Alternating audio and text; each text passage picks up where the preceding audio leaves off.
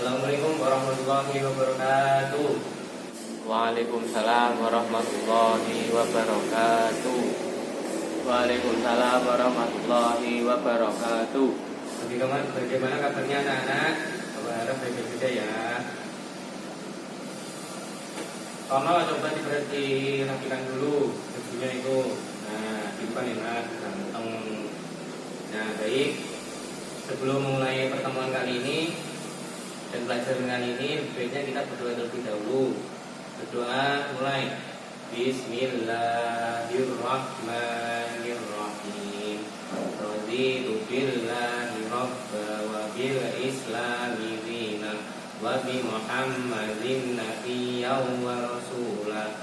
Rabbi zidni ilma warzuqni fahma waj'alni minas sholihin. Amin ya rabbal alamin. Bapak absen terlebih dahulu ya. Kelas 7 IPS 1. Bapak absen. Tono. Oh iya, alhamdulillah. Jono. Ya, alhamdulillah hadir. Ya, alhamdulillah. Murid-muridnya masih semua ya. Lulus. Coba Tono diberhentikan dulu duduknya. Ya, itu kan ganteng dulu. Nah, anak-anak, pada pertemuan minggu lalu kita sudah menjelaskan mengenai yang namanya akhlak terpuji, yaitu apa? Berpakaian dengan baik, adab berpakaian yang baik. Nah, adab yang berpakaian yang baik itu seperti apa? Kan ada banyak. Coba Tono sebutkan. Pak, berpakaian yang sopan dan rapi, dan terus menutup aurat dan memakai hijab bagi yang muslimah. Ya Pak, seperti itu. Ya bagus, ya kalau itu seperti itu. Yang pertama adalah sopan santun. Bagaimana cara kita berpakaian yang baik di depan orang tua, di depan orang lain. Dan yang kedua adalah menutup aurat dan menggunakan hijab bagi orang perempuan atau kaum muslimah.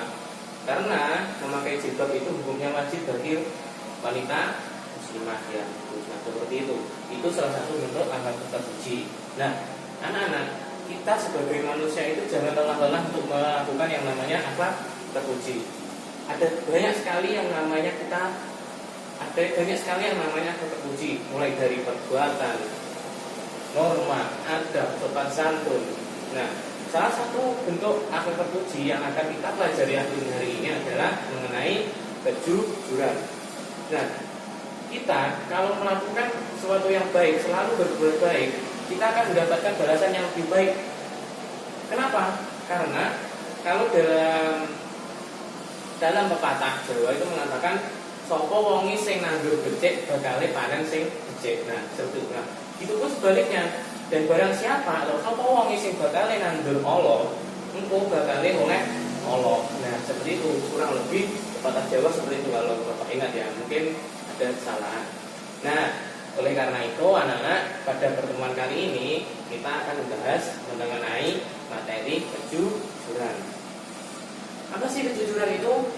Nah, di sini Bapak akan menjelaskan sedikit mengenai apa kejujuran. Apa itu perilaku terpuji kejujuran? Bagaimana berperilaku jujur di kehidupan sehari-hari? Secara garis-besar saja ya. Karena pada pertemuan kali ini kita nanti akan memperhatikan sebuah video dan mengenai salah satu kisah yang Bapak pernah dengar mengenai kisah Rasulullah. Nah, di situ nanti Bapak minta anak-anak memperhatikan. Nah, setelah itu anak-anak nanti menjelaskan di depan seperti apa saja bentuk-bentuk hikmah yang dapat diambil dan diterapkan dalam kehidupan sehari-hari.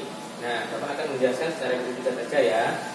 Nah, jujur berasal dari kata asidik atau sidku yang berarti berperilaku yang sebenarnya, berkata yang sebenarnya dan melakukan sesuatu dengan sejujur-jujurnya atau dengan benar, tidak ditutup-tutupi suatu hal apapun. Nah, itu secara garis besar yang namanya kejujuran. Apa? Yang pertama adalah dari bahasa asidku. Itu yang berarti berperilaku atau berkata yang sebenar-benarnya, tidak ada ditutupi satu sama sekali, satu hal pun atau sama sekali. Nah, di sini Imam Al-Ghazali membagi kejujuran menjadi 3. Yang pertama, jujur dalam berkehendak. Nah, maksudnya apa? Ketika kita ingin melakukan sesuatu atau berkehendak, kita itu harus jujur mengenai apa yang kita kehendaki. Contohnya, ketika Tono mengatakan kepada Jono, Jon, aku ingin membeli roti harganya 5.000. Nah, itu Tono harus mengatakannya dengan jujur. Jangan kok Tono nanti mengatakannya kepada Jono, Jon, aku mau beli roti harga 10.000, padahal rotinya harganya 5.000, ya kan? Nah, itu salah satu bentuk ketidakjujuran dalam bertindak atau melakukan sesuatu. Nah, yang kedua adalah jujur dalam perkataan atau jujur dalam niat. Nah, yang pertama adalah jujur dalam perkataan, ya, dalam perkataan. Nah, di sini jujur dalam perkataan adalah apa yang kita ucapkan, apa yang kita katakan kepada orang lain itu harus benar. Maksudnya apa? Contohnya seperti ini. Dono mengatakan kepada Tono, Ton, aku kemarin baru saja menemukan uang 5.000. Nah, padahal apa yang dikatakan Jono itu tidak ada benarnya. Contoh satu lagi, si Jono mengatakan bahwa dia itu sudah melakukan sesuatu hal yang sangat baik kepada orang tuanya di rumah. Padahal Jono di rumah itu sangat nakal. Nah, itu salah satu bentuk perkataan yang tidak jujur atau jujur dalam perkataan. Nah, yang ketiga adalah jujur dalam niat. Nah, di sini hampir sama pengertian jujur terhadap niat. Yang berbeda adalah yang kita niatkan atau yang dengan kita berkehendak itu sama. Oh maaf, yang ketiga ini adalah jujur dalam perbuatan, ya. Karena yang pertama sudah berkehendak, yang kedua sudah mengenai perkataan atau lisan, yang ketiga mengenai perbuatan. Nah, perbuatan di sini mengenai apa yang kita lakukan, apa yang kita perbuat dalam kehidupan sehari-hari. Terlebih lagi mengenai contohnya dalam melakukan sesuatu hal. Terlebih lagi mengenai sesuatu yang sangat penting. Nah, itulah mengapa dalam kehidupan negara kita ini banyak sekali yang melakukan korupsi. Nah, itu salah satu bentuk ketidakjujuran dalam perbuatan. Coba kalian bayangkan, ketika kita melakukan kejujuran dalam hal perbuatan, bukankah kita akan sangat menemukan sesuatu yang indah, benar-benar indah. Nah, mengapa Bapak katakan ini sangat indah? Karena ketika uang yang benar-benar diberikan kepada seorang wakil rakyat seharga senilai 1 triliun. Nah, jika saja uang itu tidak diambil separuh lah. Nah, itu bukankah kehidupan kita akan berjalan secara baik? Yang selanjutnya adalah mengenai perbuatan kita adalah seumpama kalian melakukan ujian. Nah, ujian di sini kalian harus mengerjakannya sesuai dengan benar-benar. Nah, maksudnya apa? Kalau kita kan sering ya melakukan ujian, lalu Tono atau Jono itu salah satu contohnya saja Bapak mengambil kalian ya. Nah, di situ Jono meminta jawaban kepada Tono. Nah, itu salah satu bentuk perbuatan yang tidak jujur. Nah, itulah mengapa dalam mata pelajaran Bapak ini Bapak sangat menjunjung tinggi nilai kejujuran. Jadi kerjakanlah semampumu, kerjakanlah sebisamu. Percaya terhadap dirimu sendiri. Kenapa? Karena itu salah satu bentuk kejujuran. Percaya terhadap diri sendiri dan jujur terhadap diri sendiri itu merupakan salah satu bentuk kejujuran. Nah, disitulah mengapa Bapak sangat menjunjung yang namanya nilai-nilai kejujuran. Ya kan? Jadi tidak peduli nanti seperti apa nilai hasil kamu, yang penting kamu berusaha dan jujur. Yang itulah hasil kamu, itulah hasil kerja keras kamu. Nah, itu mengenai secara garis besar pengertiannya. Nah, dan salah satu bentuk kejujuran kita yang lain ada di dalam rumah. Di dalam rumah mengenai perbuatan ataupun perkataan. Nanti mungkin akan Bapak berikan ini dalam salah satu bentuk presentasinya di depan ya. Kalian sebutkan apa saja yang bisa kalian sebutkan mengenai bentuk kejujuran dalam kehidupan sehari-hari. Nah, sesuai janji Bapak tadi, Bapak akan menceritakan sedikit kisah pada zaman Rasulullah mengenai bentuk kejujuran pada zaman Rasulullah atau bentuk kejujuran dari Rasulullah SAW ya. Nah, di sini Bapak pernah mendengar cerita bahwa pada saat itu ada seorang nenek-nenek menemui Rasulullah, dan nenek-nenek itu meminta doa kepada Rasulullah agar bisa masuk surga Allah. Nah, lalu Rasulullah menjawab, kamu wahai wanita, wahai nenek, kamu tidak akan bisa masuk surga. Lalu dengan kecewa pun sang nenek itu pun pergi. Nah, mengapa? Lalu salah satu sahabat itu bertanya, ya Rasulullah, kenapa dia tidak bisa masuk surga? Lalu Rasulullah pun menjawab, dia tidak akan masuk surga dalam keadaan tua, atau dia tidak akan masuk surga dalam keadaan usianya yang sudah rentan, usianya yang sudah tua. Karena kenapa? Yang seperti kita ketahui, orang-orang yang masuk surga itu sudah pasti umurnya benar-benar masih sangat muda. Dikatakan kalau tidak umur sekitaran 30 ataupun 25 ke atas lah, di situ merupakan penduduk surga, dan tidak ada salah satu penduduk surga pun yang jelek. Nah, jadi itulah salah satu bentuk hikmah kejujuran. Bukan kok Rasulullah itu ingin menutupi mengenai si nenek ini yang tidak bisa masuk surga karena perbuatannya. Bukan, tapi karena apa? Karena Rasulullah tahu bahwasanya di dalam surga tidak ada seorang pun yang usianya tua. Semua penduduk surga usianya benar-benar sangat muda. Nah, seperti itu. Nah, selanjutnya Bapak akan menampilkan sebuah video ya. Video ini terkait perilaku kejujuran. Nanti anak-anak silahkan disimak dan diperhatikan. Lalu sebutkan apa saja hikmahnya selain dari cerita Bapak tadi dan video yang Bapak tampilkan. Nah, setelah itu kalian juga akan menyebutkan mengenai bentuk-bentuk kejujuran dalam kehidupan sehari-hari. Baik, akan Bapak mulai videonya ya. 哎，周总，你看，他车旁边那俩人肯定又是要钱的。现在要饭的都挑好车呀。走，看看去。大爷啊，您还没吃饭吧？这钱拿着，和小孩去买点东西吃。老板啊，这车是您的吗？肯定是我们的，钥匙都在这儿呢。还真是你们的。哎，你看这钱包是你的吗？哎，大爷，这是我的钱包，怎么在你这里啊？爷爷，我捡到了一个钱包。哇，这么多钱！爷爷，我们终于有钱给您买药了。孩子，这钱啊，我们呀不能拿。为什么呀，爷爷？这钱啊不属于我们，我们呀要做一个拾金不昧的人，懂不懂？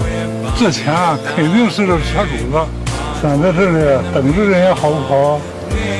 好。走。我们都等着半天了，你快看看少没少东西？不少，大爷。这钱你拿着，买点吃的。没少就好，这钱啊我们不能要。走，我们走了，小宝。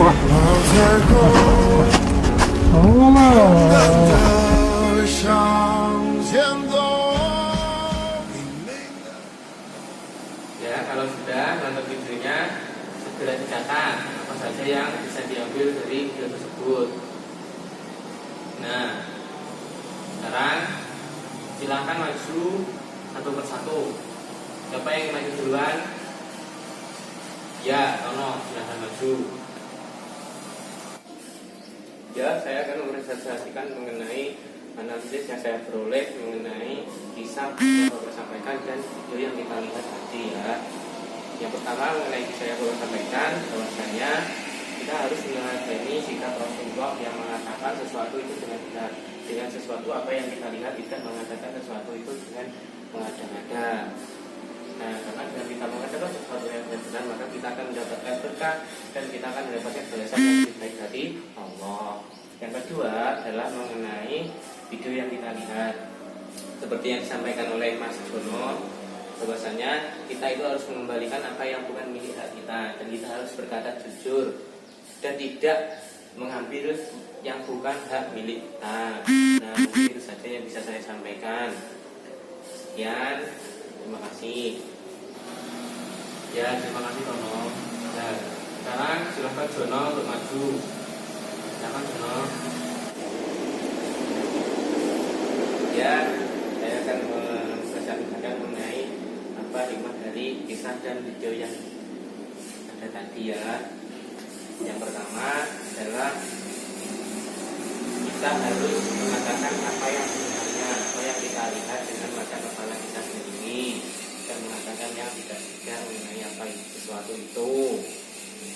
Nah, yang kedua mengenai video adalah kita harus mengembalikan apa yang bukan milik hak kita, dan kita harus mengatakan yang sebenarnya kepada pemiliknya. Karena kita percaya bahwa dengan kita berbuat baik dan kita berperilaku jujur, maka kita akan mendapatkan balasan yang baik juga. Nah, jadi ya bagus presentasinya dari Jono dan Tono. Nah, jadi kurang lebih bagaimana kita mengamati mengenai sesuatu kejujuran yang berada di sekitar kita adalah mengenai terdapat dari kisah yang baru sampaikan tadi dan video yang kita tonton tadi itu, meskipun sedikit tapi kita dapat mengambil banyak pelajaran. Ada banyak sekali sebenarnya anak-anak mengenai bagaimana bentuk kejujuran dalam kehidupan sehari-hari.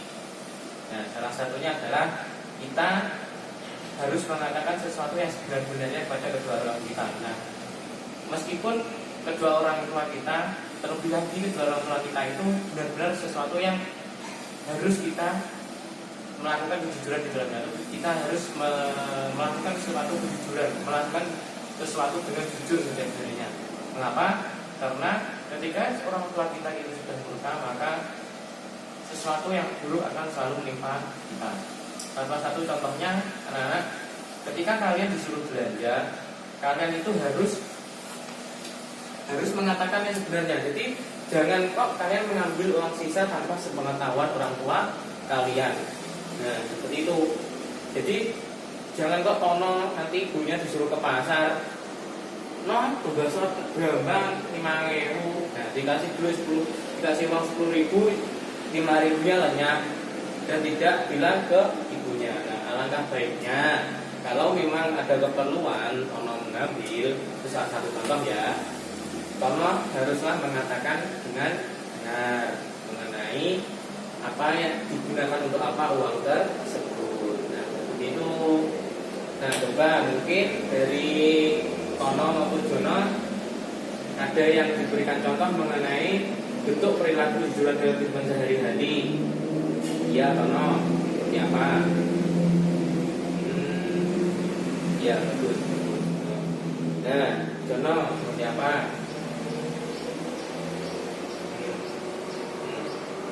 Nah, ya kurang lebih seperti itu ya anak-anak. Jadi jangan kalian menyepelekan yang namanya kejujuran. Meskipun kejujuran itu terlihat sangat kecil, bahkan kalau kita katakan kejujuran itu merupakan sesuatu yang berat bagi Bapak.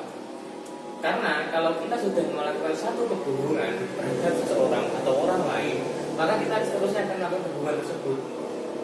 Dan Rasulullah sudah mewanti-wanti kita untuk selalu menjaga perkataan kita. Perkataan terkait apa? Salah satunya terkait kejujuran. Kita harus melakukan semuanya dengan jujur, agar apa yang kita lakukan, apa yang kita niatkan, dan apa yang kita perbuat itu mendapat berkah dan pahala dari Allah. Nah, seperti itu. Jadi kurang lebih materi yang kita pelajari hari ini adalah seperti itu. Nah, untuk tugasnya silahkan kalian buka buku halaman 45. Nah, kalian kerjakan yang B. Ada 5 soal. Besok minggu depan Bapak koreksi ya. Nah, ya. Semoga apa yang kita pelajari hari ini bisa bermanfaat maupun baik di dunia maupun di akhirat. Bapak akhiri dulu pelajaran hari ini. Oh, mungkin ada yang ditanyakan dari anak-anak? Oh, tidak ada ya. Udah, berharap kalian bisa memahami dan menerapkannya dalam kehidupan sehari-hari kalian ya. Karena kejujuran itu sesuatu yang baik, sesuatu yang mulia. Salah satu komedian kita pernah berkata, negara ini tidak kekurangan orang jujur. Oh maaf, negara ini tidak kekurangan orang-orang pintar, tapi hanya kekurangan orang-orang jujur. Coba bayangkan kalau negara kita ini penuh dengan orang-orang jujur. Nah, seperti itu. Baik, kita tutup pelajaran hari ini dengan doa bubar majelis. Silahkan didoakan. Subhanakallahumma wa bihamdika asyhadu an la ilaha illa anta astaghfiruka wa atubu ilaik. Walhamdulillahi rabbil alamin. Nah, baik, jangan lupa tugasnya dikerjakan ya. Ya. Besok minggu depan silahkan dikumpulkan. Jangan lupa. Itu akhiri. Wassalamualaikum warahmatullahi wabarakatuh.